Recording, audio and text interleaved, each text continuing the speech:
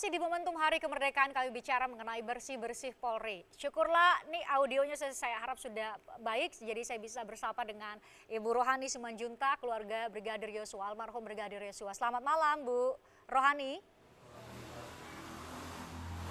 Selamat malam, bisa diperbesar sedikit lagi?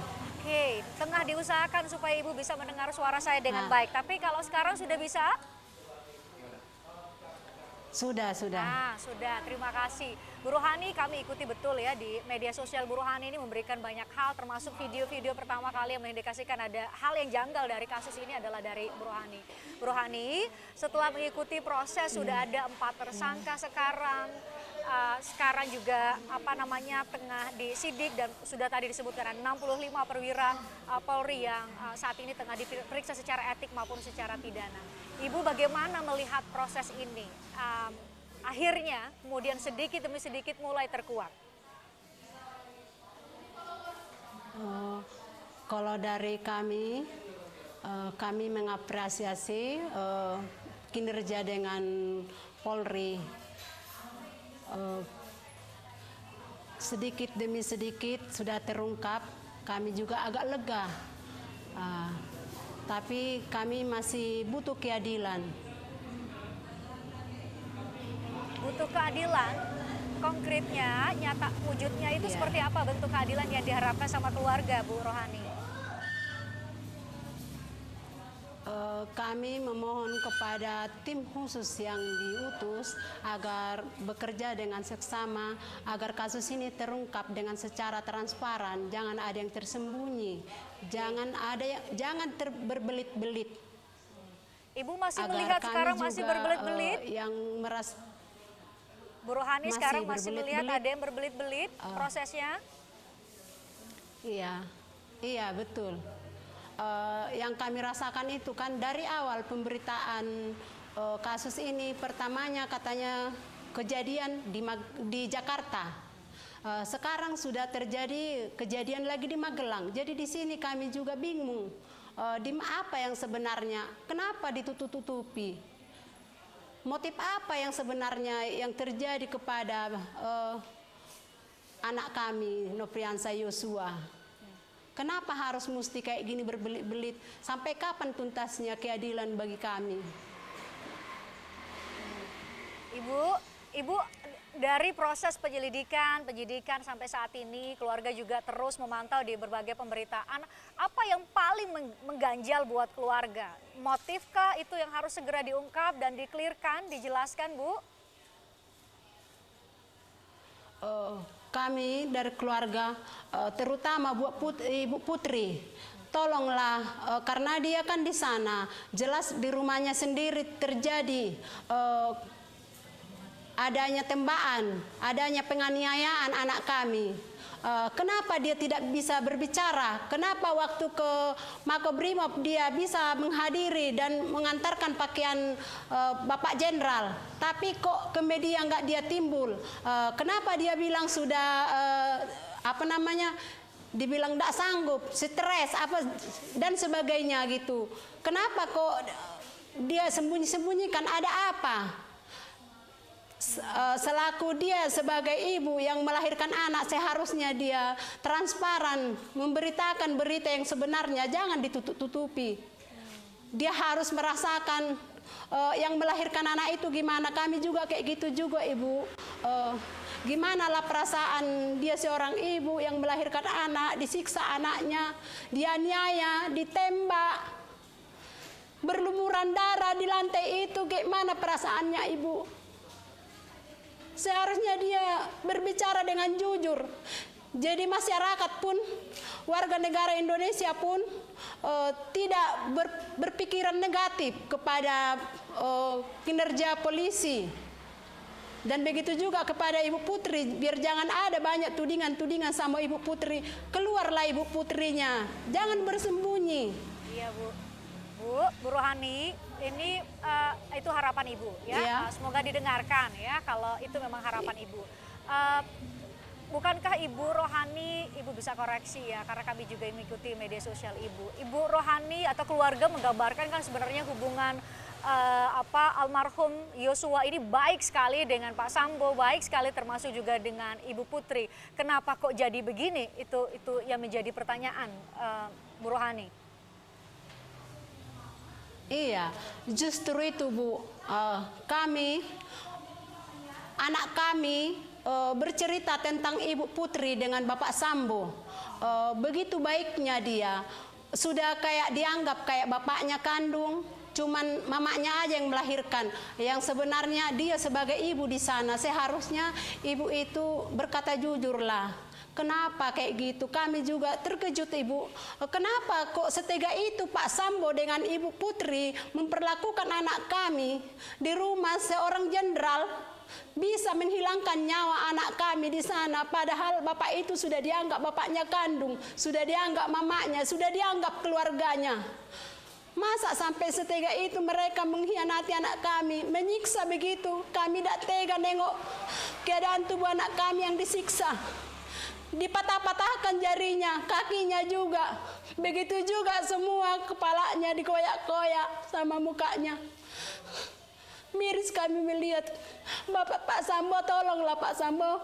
Kok tega niat Pak Sambo memperbuat kayak gitu kepada anak kami.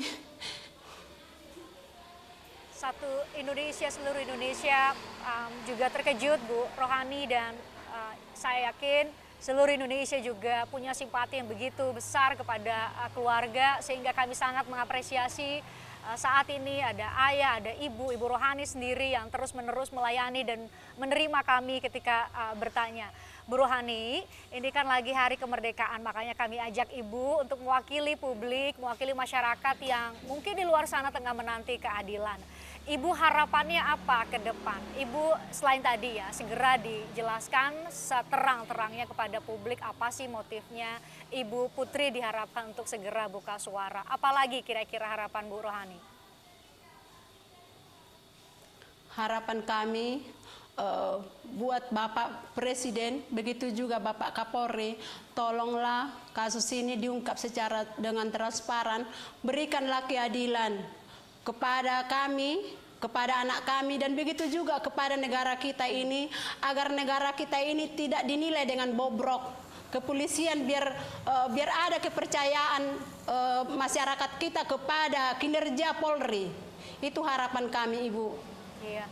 Bu Rohani, ini kalau dilihat dari keluarga Yosua tidak hanya almarhum ya yang polisi, ada adiknya juga yang polisi. Mungkin Bu Rohani tahu cerita ini. Almarhum sendiri memang dari dulu bercita-cita untuk menjadi polisi. Ini sebuah pekerjaan yang memang diimpikan sedari dulu. Iya, mulai dari kecil dia sudah mengimpikan bahwa cita-citanya memang mau jadi seorang polisi. Jadi kami juga salut sampai akhir hayatnya dia berkorban. Dia membela di negara kita ini, mengabdi di negara kita ini. Makanya kami juga memohon agar kasus ini, agar keadilan juga diberikan kepada anak kami Nofriansah Yosua, begitu juga kepada negara kita, agar kita masyarakat juga bisa damai dan sukacita di negara kita ini. Jadi nggak ada pemikiran-pemikiran masyarakat kita ini yang negatif buat negara kita, buat kepolisian. Itu harapan kita semua dan itu menjadi tujuan kita berkumpul malam ini di Hari Kemerdekaan bicara mengenai Polri. Bu Rohani, sedikit lagi mungkin bisa cerita sisi lain dari almarhum yang kalau kami lihat itu adalah, ada kata-kata tadi, memang cita-citanya untuk menjadi polisi. Kalau ditanya memang susah mengukur perasaan orang, tapi mungkin Ibu Rohani bisa menggambarkan seberapa cinta si almarhum dengan pekerjaannya sebagai polisi, seberapa bangga dia menjadi polisi, pengabdi bangsa. Mulai dari kecil anak kami ini memang bercita-cita dari polisi, bercita-cita menjadi polisi. Bahkan waktu kecilnya dia suka dia memakai pakaian polisi. Masih berumur dia 3 tahun, 4 tahun, dia sering dia kepengen dia mau jadi polisi. Jadi kami juga bangga melihat anak kami ini. Ternyata impiannya itu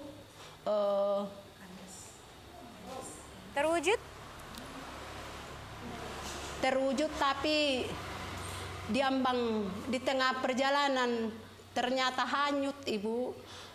dengan keadaan sekarang ini dihanyutkan oleh Pak Sambo, cita-cita kami, cita-cita anak kami. Bu, kalau ditanya mungkin Ibu bisa cerita, Bu Rohani bentuk keadilan selain buka ke publik bahwa ini motifnya Bu Putri juga bicara seterang benderangnya. Jadi kalau harapan konkretnya Ibu berharap apa? Supaya bentuk keadilan seperti apa yang diharapkan sama keluarga?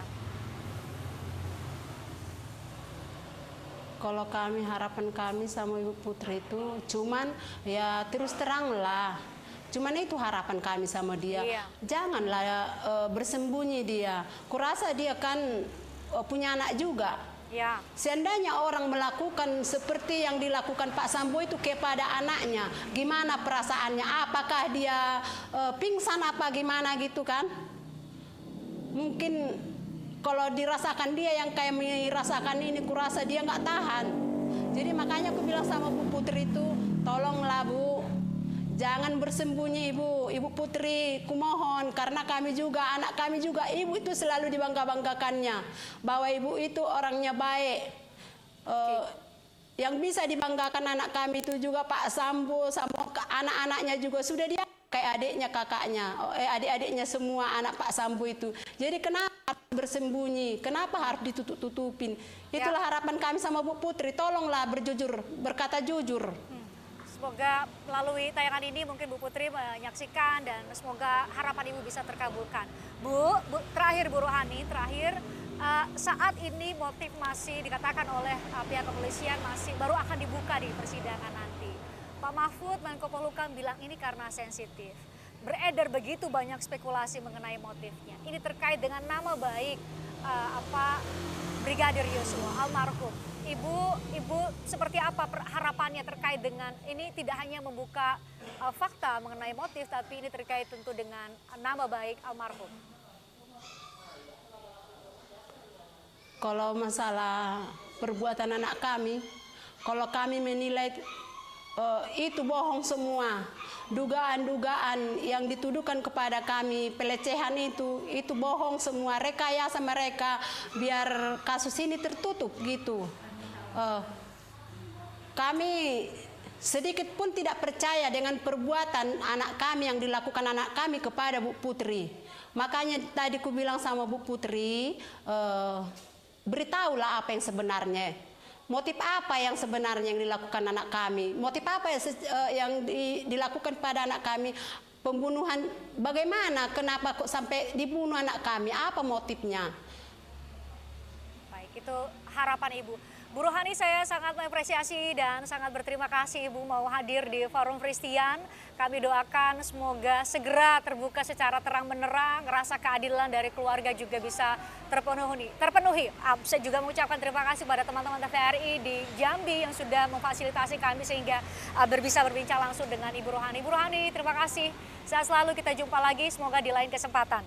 Dan kami akan jeda, saya akan lanjut dengan beberapa hal yang harus dibersihkan dari Polri. Masih banyak tampaknya akan disampaikan oleh para narasumber. Sesaat lagi di Forum Christian.